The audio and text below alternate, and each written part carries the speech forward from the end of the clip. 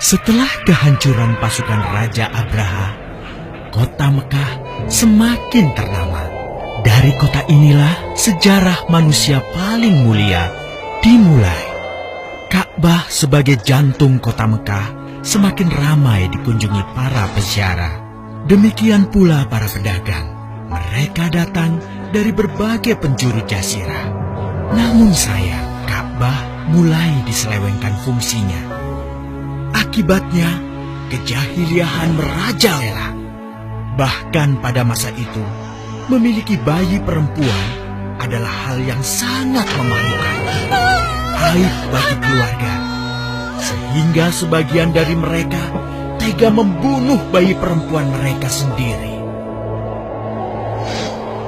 Di tengah kondisi masyarakat jahiliyah itulah Nabi Muhammad dilahirkan. Bayi luar biasa itu lahir dari rahim seorang wanita mulia bernama Aminah. Pada saat itu ditandai peristiwa-peristiwa yang luar biasa. 10 balkon istana Kisra runtuh. Juga padamnya api-api yang biasa disembah oleh orang-orang Majusi.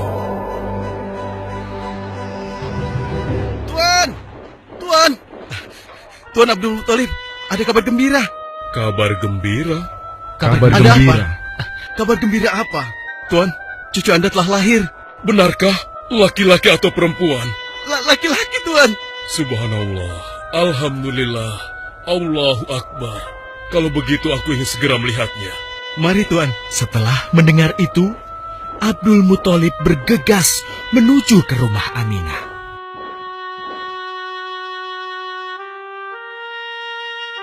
Ah, cucuku, kasihan engkau terlahir yatim.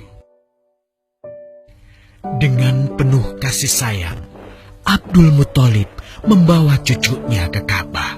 Ya Allah, jadikanlah cucuku ini menjadi seorang yang mulia dan terhormat, sebagaimana Nabimu Ibrahim alaihissalam.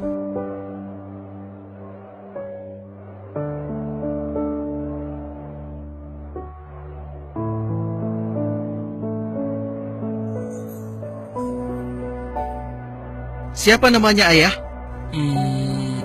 Muhammad. Muhammad? Iya, aku akan menamainya Muhammad. Artinya yang terpuji. Kehadiran Muhammad kecil sungguh memberi kebahagiaan. Tidak hanya bagi keluarga Bani Hashim. Bahkan seluruh kabilah suku Quraisy menyambutnya dengan sukacita. Kemudian Abdul Muthalib mencarikan ibu susu bagi Muhammad kecil. Kita sudah berhari-hari mencari anak susuan, yang dari situ kita akan mendapatkan imbalan yang cukup. Namun hingga saat ini, belum juga kita dapatkan. Ya, istriku, aku mengerti. Apa kita terima saja bayi yatim itu? Muhammad maksudmu? Iya, cucu dari Abdul Muthalib. Kasihan dia.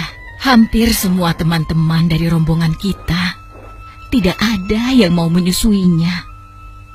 Karena tidak ada harapan untuk mendapatkan imbalannya dari ayah bayi itu. Betul juga engkau, istriku. Kasihan anak itu. Aku mendukungmu jika engkau susui dia. Mudah-mudahan Allah memberikan keberkahan bagi kita. Halimah segera mendatangi Abdul Muthalib. Dia bersedia untuk menjadi ibu susu dan pengasuh bagi Muhammad kecil. Betapa gembira Abdul Muthalib mendengarnya. Halimah dari Bani Sa'ad itu akhirnya dipercaya Abdul Muthalib untuk mengasuh cucunya 2 tahun lamanya. Ayo istriku, kita berangkat sekarang. Sebentar lagi suamiku. Insya Allah kita berangkat sampai anak ini kenyang. Kalau begitu, aku lanjutkan berkemas-kemas dahulu. Hah? Ada apa suamiku? Lihat, unta dan keledai kita. Mereka demikian sehat, tidak seperti sebelumnya. Subhanallah. Betul suamiku, tidak seperti kemarin. Demi Allah, kau tidak salah memilih istriku. Kau telah mengambil anak yang dipenuhi dengan barokah. Allah melimpahkan keberkahan atas Halimah dan suaminya. Mereka pulang ke kampung Bani Sa'ad dengan penuh rasa syukur. 2 tahun berlalu sudah. Tugas Halimatus Sa'diyah sesungguhnya telah usai. Saatnya Muhammad kecil harus dikembalikan kepada ibunya. Terima kasih Halimah. Engkau telah merawat anakku dengan baik selama 2 tahun. Tidak ada yang bisa kuberikan, kecuali aku berdoa. Semoga Allah memberkahi engkau dan keluargamu. Amin. Saya juga bersyukur diberikan kepercayaan dan kesempatan merawat anakmu, wahai Ibu Aminah. Namun, begini Bu, mohon maaf. Kalau boleh, izinkan aku merawat Muhammad lebih lama lagi. Aku masih sangat sayang padanya. Baiklah, kalau begitu aku setuju dengan usulmu. Bawa dan rawatlah Muhammad sebagaimana dia anakmu sendiri. Terima kasih, Ibu. Terima kasih. Begitulah, Muhammad kecil kembali ke tengah-tengah Bani Sa'ad. Ia tumbuh menjadi anak yang memiliki banyak teman. Karena kemuliaan akhlaknya. Tatkala berusia sekitar 4 tahun, terjadilah suatu peristiwa. Muhammad, Bu! Muhammad! Muhammad? Kenapa Muhammad?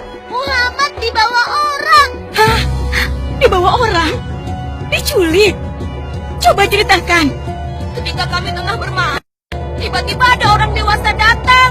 Dia langsung membawa pergi Muhammad dan membunuhnya. Hah? Membunuhnya? Ya Allah, di mana? Di mana? Antarkan ibu ke sana. Dengan perasaan cemas, Halimah bergegas menuju tempat itu. Dan dilihatnya, Muhammad kecil tengah terduduk. Muhammad, apa yang terjadi denganmu? Dengan sangat tenang dan jelas, Muhammad kecil menceritakan apa yang telah terjadi. Bahwa seseorang telah membelah dadanya, mengambil hatinya, kemudian mencucinya dan mengembalikannya lagi ke tempatnya semula. Maka sesungguhnya yang datang itu adalah malaikat Jibril. Dia ditugaskan Allah untuk mencuci hati Rasulullah sehingga bersih dari segala kecenderungan setan. Subhanallah. Sungguh anak ini bukanlah anak sembarangan. Sebaiknya aku kembalikan saja kepada ibunya. Peristiwa itu membuat Halimah sangat khawatir. Maka bergegaslah Halimah mengembalikan Muhammad kecil kepada ibunya. Menginjak usia yang ke-6 tahun, Muhammad kecil diajak ibunya untuk berziarah ke makam ayahnya, Abdullah di Yathrib. Dalam perjalanan pulang kembali ke kota Mekah, Aminah pun jatuh sakit. Dari hari ke hari, tubuhnya semakin melemah. Hingga di sebuah kota bernama Abwa, letaknya antara Mekah dan Yathrib, Aminah meninggal di sana. Dan Muhammad kecil pun menjadi seorang anak yatim piatu. Sejak itulah, Muhammad kecil dirawat dengan penuh cinta dan kasih sayang oleh kakeknya, Abdul Muthalib. Muhammad, sudah berhentilah memerah susunya. Insya Allah, sudah cukup untuk persediaan kita hari ini. Beristirahatlah sejenak. Makanlah agar kau tetap sehat.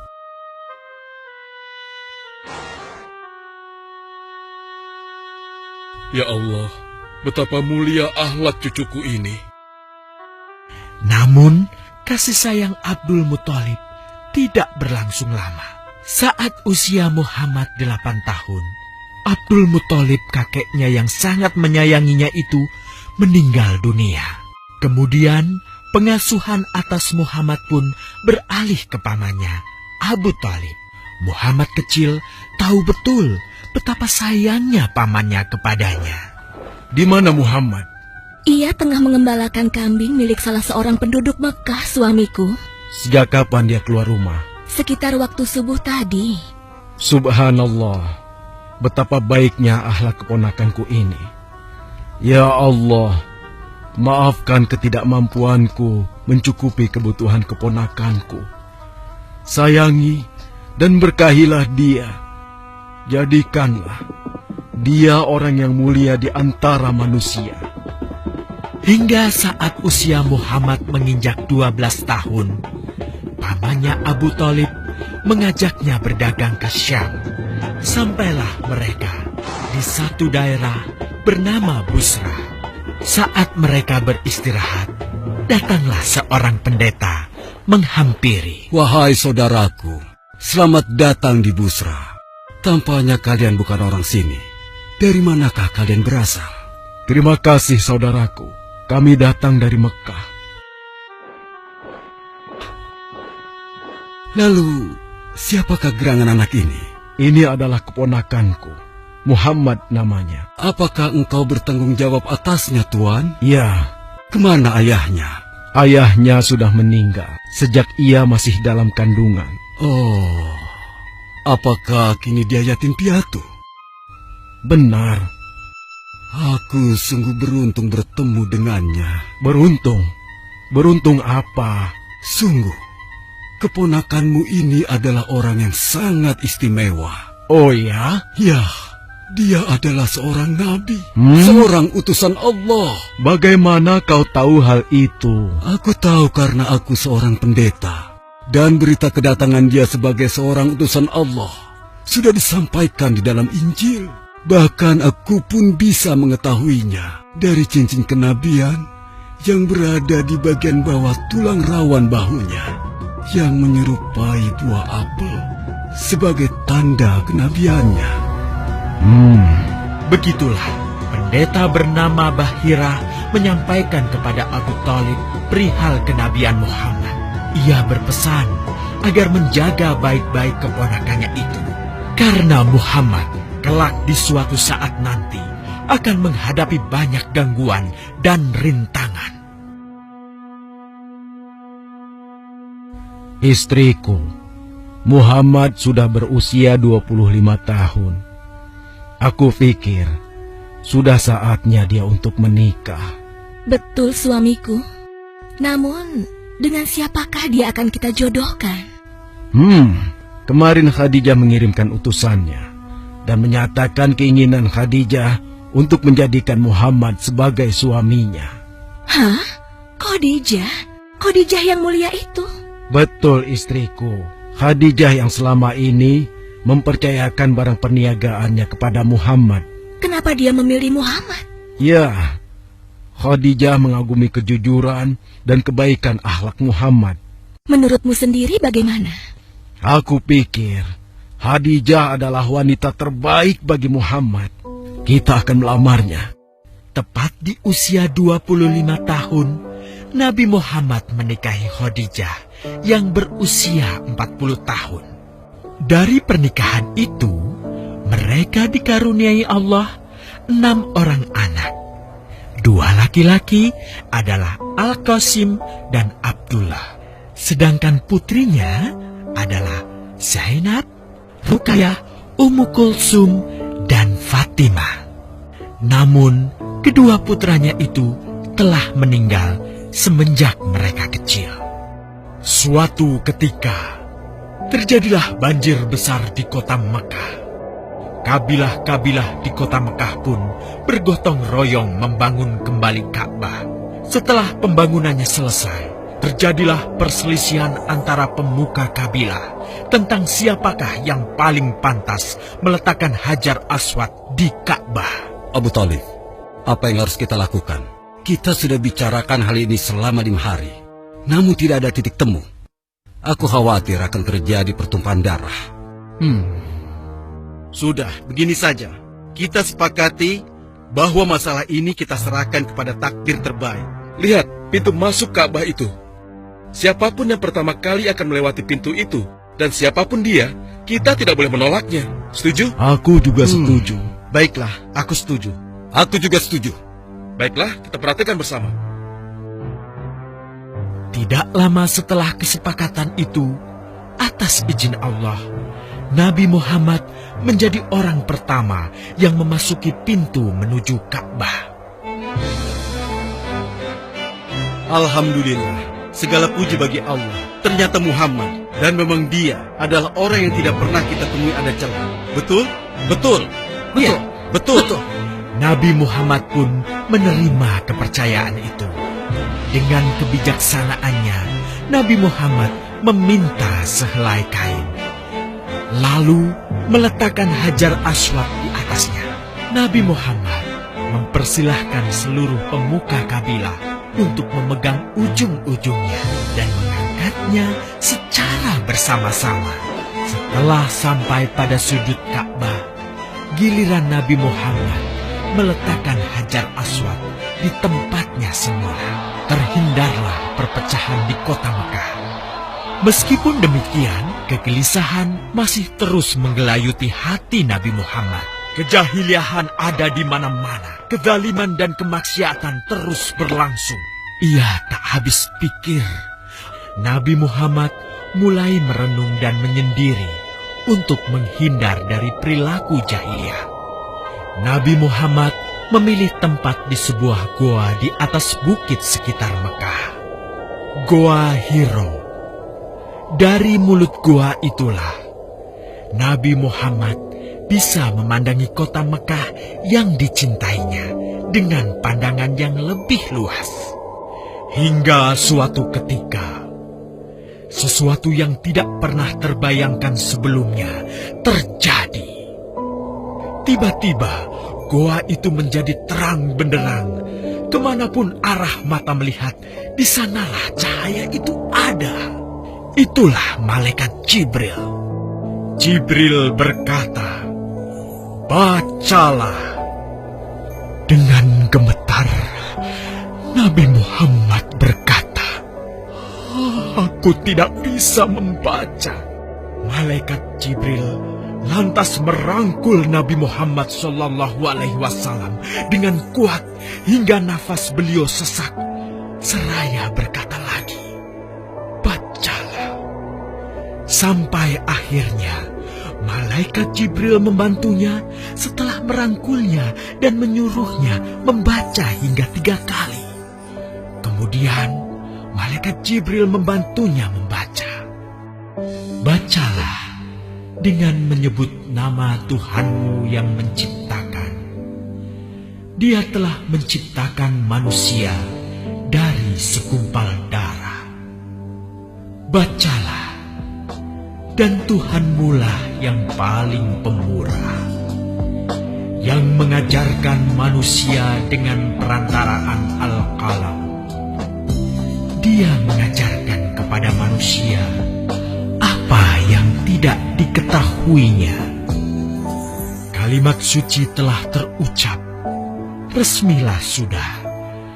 Dari dalam Goa Hiro, Allah mengangkat Nabi Muhammad SAW sebagai penuntun dari kegelapan menuju cahaya, dari keburukan menjadi kebaikan, dan dari kesengsaraan menuju ke keselamatan.